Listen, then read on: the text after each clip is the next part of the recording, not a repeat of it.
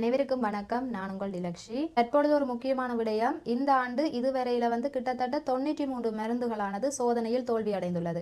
அதாவது எழுமாறாக பரிசோதனை செய்து பார்க்கும் பொழுது கிட்டத்தட்ட 93 மருந்துகளானது சோதனையில் தோல்வி அடைந்துள்ளது. இது அதிகமாக இந்தியாவில் இருந்து வந்த மருந்துகளாகவும் உள்நாட்டில் உற்பத்தி செய்யப்படுகின்ற மருந்துகளாகவுமே காணப்படுகின்றது.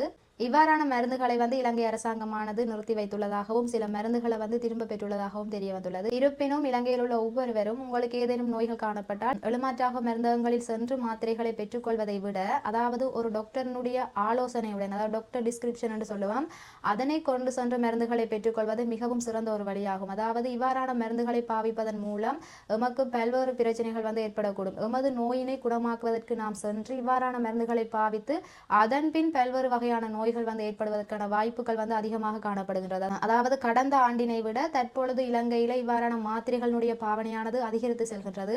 ஆகவே ஒவ்வொருவரும் உங்களுடைய உடல் நலத்தை பாதுகாத்துக் கொள்வது மிகவும் முக்கியமான ஒரு விடயமாகும். இவ்வாறு உங்களுக்கு ஏற்படும் நோய்க்கு நீங்களாகவே தீர்மானித்து இந்த மாத்திரையினை போட்டால் சரியாகிவிடும் என்று தவறாக எண்ணாமல் டாக்டருடைய டிஸ்கிரிப்ஷனுடன் சென்று மருந்தினை பெற்றுக்கொள்வது மிகவும் ஒரு சிறந்த வழியாகும். நன்றி சொந்தங்களை, தொடர்ச்சியாக என்னுடைய காணொலியுடன் இணைந்திருங்கள்.